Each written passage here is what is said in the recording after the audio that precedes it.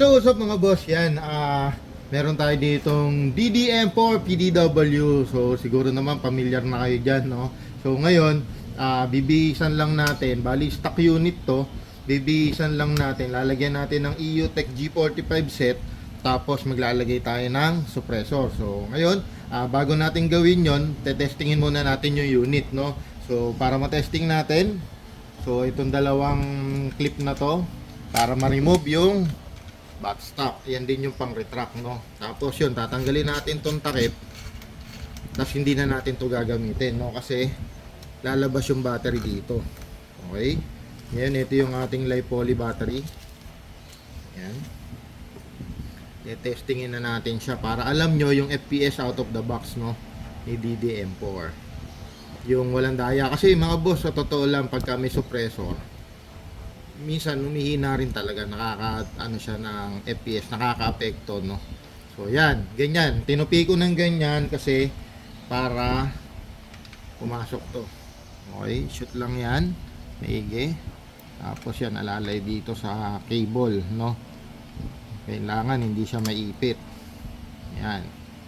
Yan, once na nakashoot na, yung pindutin ulit yung clip. Yan, tapos syempre yan yung pinakasagad niya kasi syempre may ipit yung battery, no? So ngayon, mga boss, para safe lang, bago maglagay ng battery, this is AEG o battery operated unit, laging naka-safe dapat para mapindot man, hindi na ano, kasi hindi na yan kinakasa mga boss, puputok na yan. So kung loaded, madadali, no? So ganyan. Ngayon, chrono check muna natin, maglalagay muna tayo ng BBs, no? Maglalagay tayo ng BBs. So, ito yung high kappa magazine, no? So, lagay lang tayo ng konti. Ayan. Ayan. Tapos, kamot. Mga boss, inano ko to, pin re-upgrade ko na. Kumbaga, ang kasama talaga niya is mid cap. Baka may magtaka, no? Pinalitan ko na siya ng high kappa. So, kamot lang, wind lang. Tapos, salpaki. Yan, testing. Yun, may lumalabas na, no? Ngayon, chrono check natin para malaman natin kung ano ba ang stock FPS ni DDM4 PDW, no? So, yan, nakatone na yan sa 0.2. So, chrono check tayo. Firing 383 FPS, no? So, 380 377, full auto natin. Tingnan natin kung ano ang ROF. So, yun. 16.6 sa ROF, 380 FPS, no? So, yun. So, yun talaga, no? Consistent siya, no? Medyo maingay siya, mga boss, kasi nga, naka-loudiner, no? Loudiner po yung tawag dyan, no? Nandyan sa nguso niya, no? So, for safety, tanggalin natin yung magazine. Pag tinanggal natin, mga boss, may naiiwan na BBs dyan sa chamber. So yan, 4 to 5 BBs yan. Ngayon, 4 lang yung lumabas, mga boss, kasi putok natin. Yon, may naiwan sa chamber, no? So kailangan, yon, clear yung chamber bago natin itatabi, no? Ngayon, yung unit, punta naman tayo dito sa pag-install ng EUTech, no? So, ito, may kasamang cover. Ito yung riser. Yan, tapos ito yung mismong holo. Ito rin yung kanyang magnifier, no? So magsisimula tayo, mga boss, sa magnifier. Okay. Siyempre, bago natin gawin yan, kailangan natin tanggalin muna yung stock na sight. So yan, i-philip screw mo lang yan. Tapos yan, set aside mo lang yan dyan. Okay na. Ngayon, mga boss, si EUTech, yan, may cover to. Yan. So, ito yung magnifier niya. Nasisiro din siya, no? So, right, left, and up, down. Ngayon, si EUTech toolless, no? Toolless kasi pindutin mo lang tong latch na to, up mo tong lever, okay na. Ma-attach mo na siya, no? Kung medyo maluwag ang adjustment dito. So, open mo siya, adjust dito, tapos tsaka mo ilak ulit. Pag maluwag pa rin, open mo ulit, adjust dito, tsaka mo ilak ulit, no? So, yun yung proper, no? Ngayon, kung nabababaan ka, baliin mo siya, ilagay mo tong riser, no? Unscrew mo lang yan, yung dalawang alin na yan, ipapalaman mo to, tapos may kasama na rin siyang long screw. So ito na yung gagamitin mong alin na yan, no? May tools na rin siyang kasama. So ngayon, test fit natin to. So bali natin. Yan. Lagi ang nilalagay ko, boss, mga boss, iniiwasan ko tong unang reel na yan. So dito ko nilalagay sa yan. Okay? Tapos okay, clip. Pag medyo maluwag, ganun lang, no? Pero since dinedemo lang naman natin, yan. Ito mga boss yung holo, or ito yung pinaka sight niya, no? Ngayon, battery operated mga boss. Wala tong kasamang battery, pero syempre nalagyan natin. So sabi niya, dun daw yung positive, no? Tapos sarado lang natin. May kasama siyang ganito para pag kahit nagba-vibrate, hindi mo nalalaglag yung takip, no? Kasi mga boss, minsan due to vibration, may mga lumuluwag-luwag, no? May natatanggal, may nawawala, ganun. So ngayon okay na siya, nakabit na natin, no? Ito yung kanyang ito yung sa toolless niya rin, no? So ito, down mo to, up mo yung lever, ganun din. Pagka medyo maluwag, ihigpitan mo rin dito, tapos sara lang ulit.